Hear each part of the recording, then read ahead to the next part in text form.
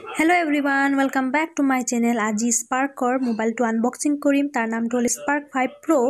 ইয়াত এটা Bluetooth speaker free আছে যাৰ প্ৰাইচটো হ'ল 1299 rupees। ইয়াৰ লিখা প্ৰাইচটো আছে 11499 কিন্তু with speaker Bluetooth speaker free পায়ো এইটো মোবাইলটো কিনা হৈছে 10000 rupeesত। সো এতিয়া হক এটো মোবাইলটো কেনেকুৱা চাও। এটো মোবাইলটো একচুয়ালি মই কিনা নাই, দাদাজনে কিনিছে। মই আনবক্সিং হে কৰি দেখুৱাইছো আপোনালোকক। এতিয়া এয়া চাওক মোবাইলটো। ইয়াৰ বেকত আছে ক্যামেৰা, জানে মোবাইলত থাকে, আৰু ইয়া ফিংগাৰপ্ৰিন্ট লকো আছে, আৰু লগতে ক্যামেৰাটো হ'ল 16 মেগাপিক্সেল ক্যামেৰা। লগতে ইয়াত আপুনি চাৰ্জাৰ পাব, আৰু এয়া কাগজখিনি যিখিনি আছে খাই এয়া চাৰ্জাৰ, আৰু একো নাই দিয়া, হেডফোন নাই। আজিকালি মোবাইলত জানে হেডফোন নাপায়।